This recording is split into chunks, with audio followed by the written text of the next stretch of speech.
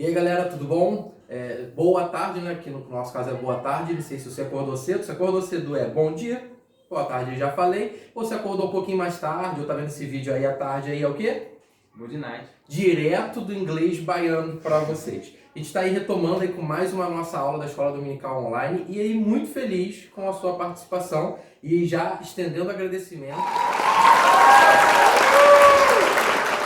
a sua participação na aula anterior. A gente teve aí um grupo legal que participou e também que participou do nosso questionário. Então já te lembrando, no finzinho da nossa aula vai ter um link ali embaixo com o questionário sobre essa aula para você participar. E não se esqueça, nós estamos em gincana e aí você pode pontuar respondendo certinho o questionário. Beleza?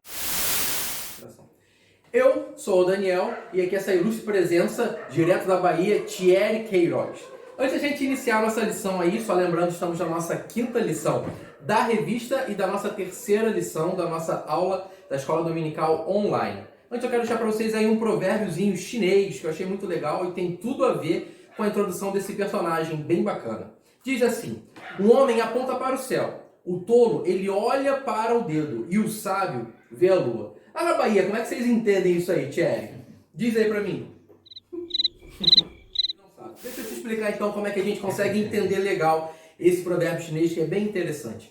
Acontece que muitas das vezes nós focamos porque é secundário e que não é principal. Quando diz que o homem ele olha o dedo ali, ele está olhando para o que está apontando, que não deveria ter tanto destaque. E ele está perdendo a oportunidade de contemplar ali a lua. Somos nós muitas das vezes assim, perdemos o foco no que é principal. Beleza? E aí já quero te convidar, por favor, a estar abrindo a sua Bíblia em 1 João.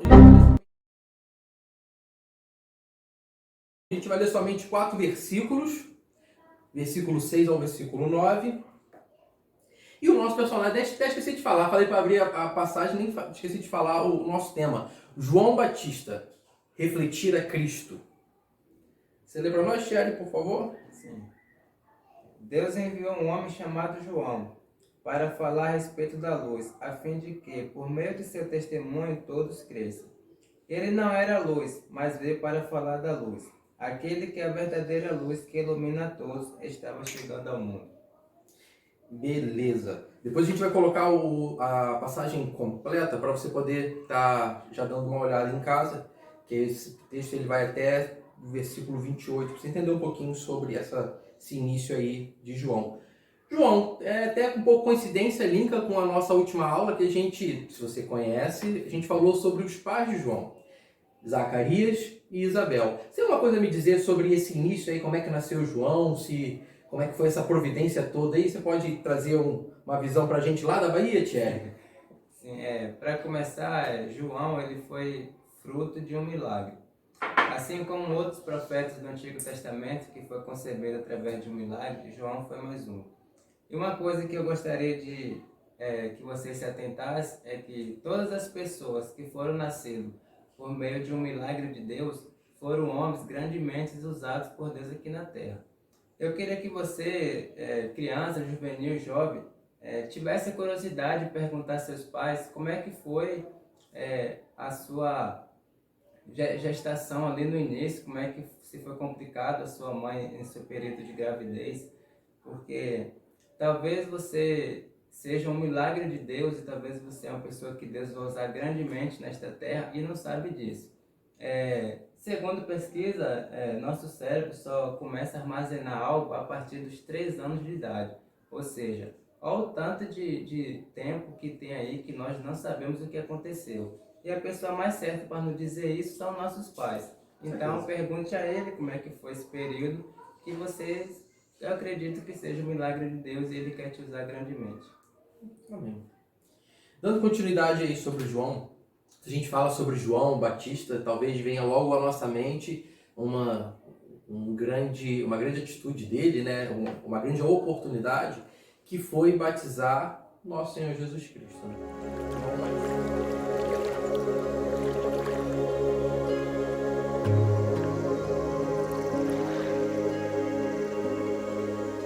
Eu careço de ser batizado por ti. E vens tu a mim. Deixe por agora. porque assim nos convém cumprir toda a justiça.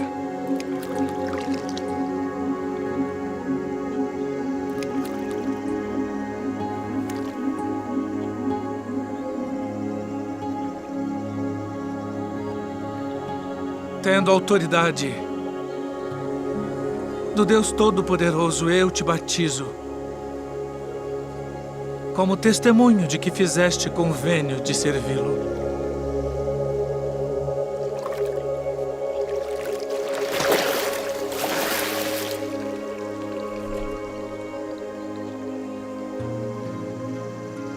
Este é o meu filho amado, em quem me comprazo.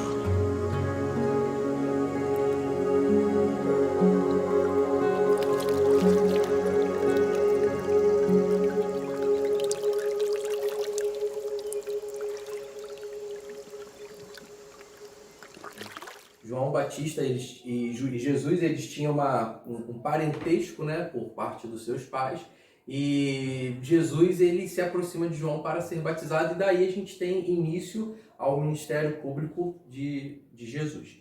E isso se faz necessário, isso é importante. Mas também quando a gente fala sobre João Batista, que significa ali, até anotei aqui, Deus é gracioso, Deus de misericórdia e graça. Tem um significado bem interessante. Quando a gente fala um pouco sobre João Batista, a gente tem outros pontos interessantes, né, que nos desperta curiosidade. Um deles é o principal sobre a sua dieta, né?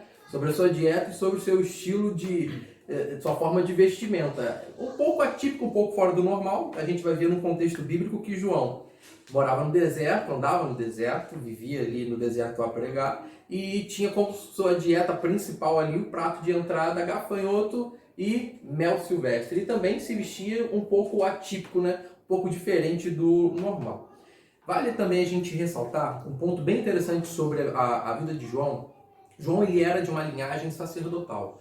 João ele poderia dar continuidade a essa linhagem e servir também no templo como seu pai, Zacarias, o fez. Só que João ele age diferente. João ele não aproveita desse privilégio, dessa linhagem de servir ao templo, mas João ele vai para um outro lugar. Ele fica ali à margem da sociedade, talvez num local pouco visitado por pessoas bem-sucedidas, que é o deserto, e ele fica ali onde ele inicia o seu ministério, convidando as pessoas ao arrependimento. Então aí a gente já traz um ponto principal sobre a vida desse personagem, o desapego a essa situação de coisas materiais. João ele se desapega de bens materiais, de status, de títulos, para poder se preocupar em anunciar o arrependimento e a chegada do Messias esperado. Isso é bem interessante.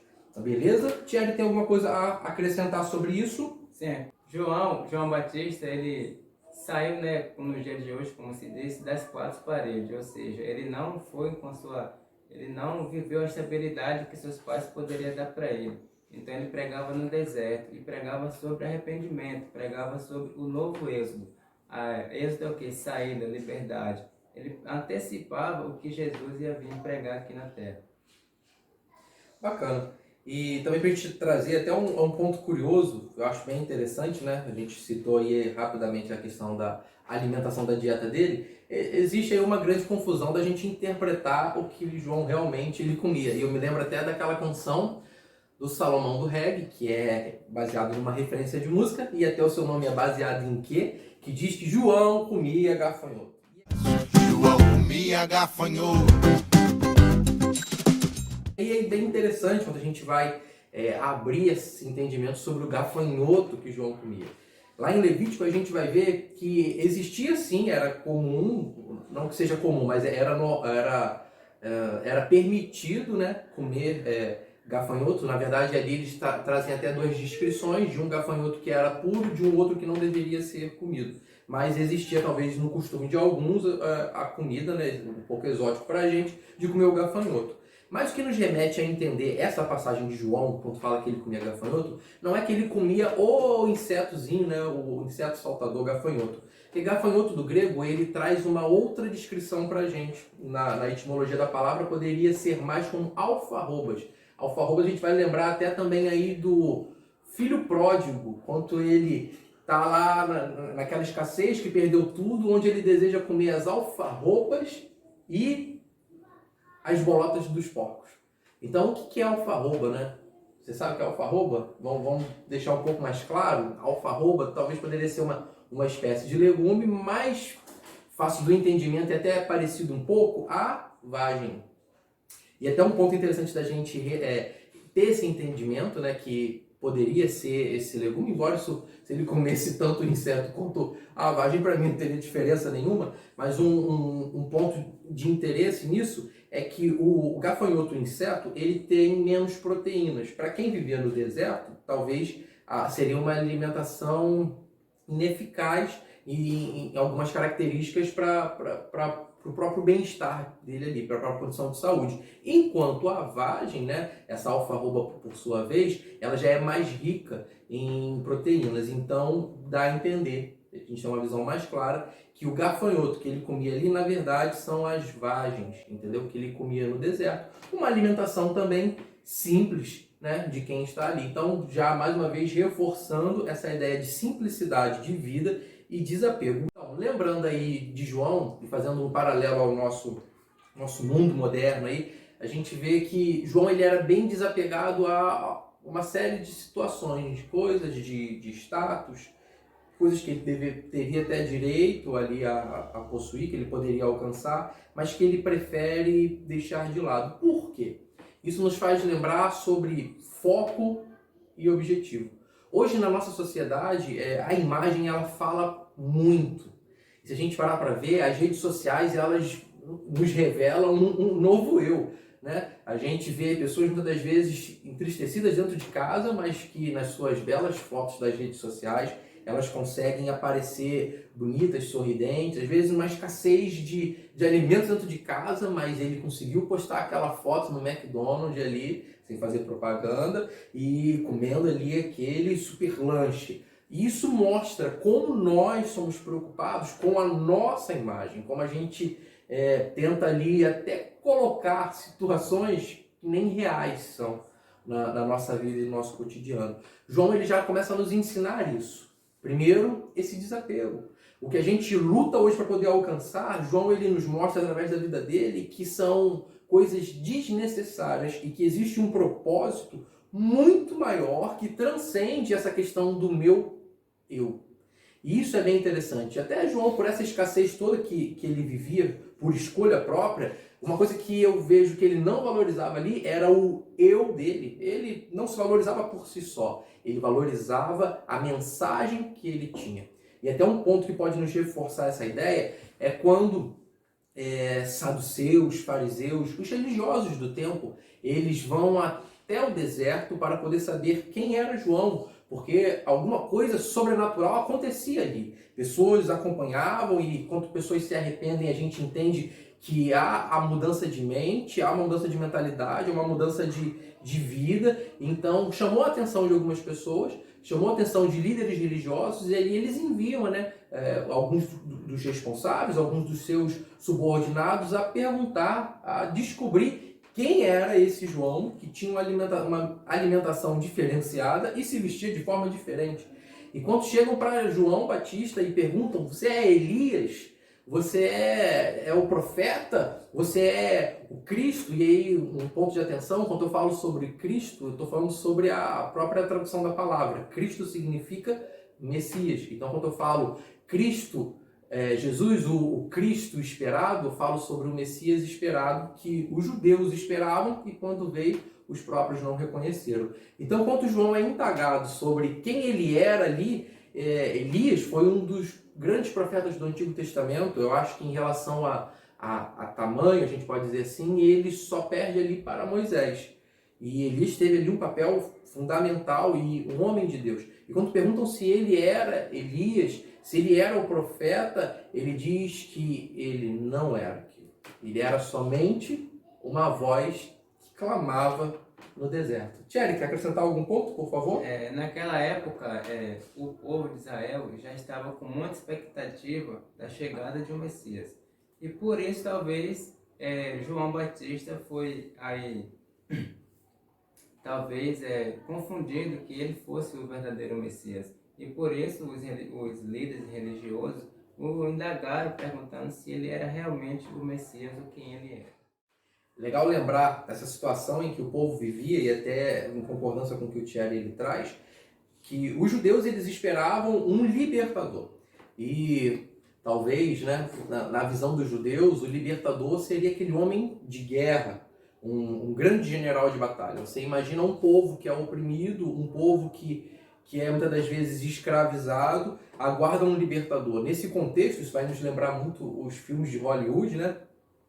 O libertador é aquele general valente, um homem de batalhas, é aquele cara que sozinho consegue derrotar um exército. E talvez na visão de muitos judeus ali, eles esperavam um Messias que ia sozinho pegar ali a sua espada, e tu pensa ali uma mistura de Gladiador com Matrix, e ele ia derrotar todos os homens e fala assim, agora o povo de Israel está livre, e todo mundo ia aplaudir e ia seguir. E então eles precisavam de algo que trouxesse esperança. E até na pessoa de João Batista, eles interpretam que poderia ser ele. Ah, vai ver, ele já é meio rústico na sua forma de lidar, de agir. Talvez pode ser ele. E eles perguntam, questionam, e ele só é o anunciador desse Cristo que iria trazer a libertação. E acontece até que muitos não dão valor ao nosso Jesus, a Cristo, porque a figura dele de libertador talvez tenha frustrado a visão deles sobre quem seria um libertador. A gente vê que Cristo ele traz a liberdade, ele traz a libertação, ele tira dos oprimidos todo o fardo, mas ele não é o homem de guerra com as espadas, é o homem de guerra numa guerra espiritual, é o homem de guerra numa guerra em palavras, numa guerra em atitudes e caráter. Esse é o Cristo que nos liberta. E voltando a falar sobre a questão da nossa imagem, eu quero te fazer uma pergunta. Você que está aí nos ouvindo, que eu sei que é uma pessoa muito bonitinha, muito agradável, alguma vez já cedeu a tensões ou alguns conceitos da própria sociedade? Será que a sociedade já te influenciou a ser quem você não era, só para você se sentir aceito? Isso acontece, eu acho que muito, talvez no ambiente escolar. Eu me lembro que acontecia bastante disso, eu não sei hoje como é o seu ambiente escolar, às vezes até mesmo no próprio contexto profissional. Será que pessoas querem que você desvalorize o seu caráter, aquilo que você é, para simplesmente você ser aceito ou ser bem aceito? Como você se enxerga hoje? Será que quando as pessoas elas olham para você, elas veem o quê? Um fruto da moda, aquele cara elegante, bonito, ou um anunciador de um propósito muito maior? Por mais que as pessoas elas queriam encontrar uma esperança e um Messias que fosse um lutador, quando elas olham para João Batista, elas de certa forma encontram alguém de Deus direcionado em uma missão. E aí a gente traz um ponto muito importante e muito especial. Quem nós somos somente para cumprir um propósito que Deus estabelece nos nossos corações. Existe nas nossas vidas uma grande missão, e essa missão é propagar a palavra do Senhor para que as pessoas elas consigam ouvir, para que as pessoas elas consigam entender que existe esperança e a salvação na pessoa de Cristo. João Batista, ele não se amolda a um costume religioso, ele não se amolda a uma sociedade que talvez poderia também ser corrupta, infelizmente, igual a nossa, mas ele se amolda à mensagem, à anunciação do Cristo esperado. Quer complementar, Thierry, por favor? A palavra de Deus deixa claro que João Batista, a missão dele ao vir ao mundo foi falar da luz, falar da verdadeira luz. A função dele era apontar o foco principal. Voltando ao provérbio, como diz que o tolo olha para onde o dedo para o dedo, é a mesma coisa que muitas pessoas olharam para João Batista, mas não era para olhar para João Batista, era para olhar para quem João Batista estava apontando. Muitas das vezes nós nos direcionamos nossos olhares para as pessoas físicas, mas esquecemos de olhar para quem aquela pessoa física é que nós olhamos. João Batista teve essa função aqui na Terra e muitos foram alcançados por isso. Eu acho que o maior legado que ele deixa para nós é inspirar as pessoas a conhecer a Cristo. Trazer o interesse das pessoas em estar com Cristo. E aí, eu quero que quando as pessoas elas olhem para mim, eu quero que elas enxerguem a Cristo. E isso eu vou refletir através das minhas atitudes, através do meu caráter, através sim do meu falar, mas não de um falar, eu sou crente, mas sim de um falar de justiça, de um falar sobre coisas que são eternas. As pessoas elas não vão me julgar que sou crente aí pela camisa por si só que eu uso. E se elas me julgam assim, é um julgamento muito superficial. Eu acho que quando a gente olha as pessoas, a gente precisa enxergar muito mais do que somente vestimenta. A gente precisa ser muito mais profundo e entender o legado que a gente precisa deixar. O interessante de João é que ele pregava um arrependimento antes da vinda de Cristo. Ou seja, eu acredito que foi muito mais difícil ele falar de um arrependimento sem antes ter Jesus na terra. E agora a nossa função aqui na terra é pregar o arrependimento depois da vinda de Cristo, para a volta de Cristo. Ou seja, nós temos mais recursos para poder anunciar esse evangelho. João não tinha muito assim, digamos, vamos dizer. Jesus veio, fez todos os milagres, cumpriu a palavra dele, cumpriu a lei e não veio julgar a lei. E nós temos agora a missão de levar esse evangelho para as outras pessoas, já com o testemunho do próprio Jesus e não do João Batista. E para a gente já avançar para a nossa conclusão, a gente entende a pessoa de João uma autoridade espiritual e a gente entende que nos é dado autoridade, nos é dado poder, mas não para benefício próprio, mas sim para que o reino de Deus ele seja propagado, para que Cristo ele seja anunciado. Isso aí eu falei, eu acho que até na primeira aula, o que eu tenho de dons e talentos, eles não são para me servir, são para servir o próximo, são para anunciar a salvação àquele que está no meu lado, àquele que é marginalizado. Então, o que a gente entende com João, por mais que a gente entenda, o que a gente vê através de João é que por mais que a gente entenda no nosso contexto que a imagem ela é muito interessante, é muito legal, aqui, a imagem que a gente precisa fazer com que os outros enxerguem é a de Cristo. Do Cristo que tem o desejo de trazer a libertação e a salvação para todas as pessoas. Uma coisa interessante no João Batista é que depois que Jesus veio, ele tinha discípulos. E ele incentivou os discípulos a seguir Jesus e a deixar de segui-lo ele. Ou seja, uma pessoa quando realmente está anunciando o arrependimento do Evangelho de Cristo, que está apontando para a verdadeira luz, ela nunca vai querer um discípulo para si, mas sim, ela só cuidou enquanto a verdadeira luz chegou. Isso é bem interessante, né, João? E a gente até vê que não é saudável você ter os seus discípulos que seguem os seus passos. Eles precisam, se você é um discipulador cristão, ou acho que o seu maior sucesso não são os seus discípulos parecer contigo, eu acho que esse é o seu maior fracasso. O seu maior sucesso é que os seus discipulados, eles pareçam com Cristo, como você também se parece com Cristo. Então, isso é o que a gente precisa trazer hoje em dia. Essa visão toda desse marketing que a gente cria para a nossa própria imagem é desnecessário, porque Cristo é quem precisa aparecer. E se as pessoas elas olham muito para você, se as pessoas elas se espelham talvez muito em você, por mais que você se sinta feliz, entenda que isso é um sinal de alerta. Elas precisam ver Cristo através da sua vida. Assim como João fez questão que eles vissem. Assim como ele fez questão que através das suas atitudes refletissem o próprio Cristo. A gente precisa fazer.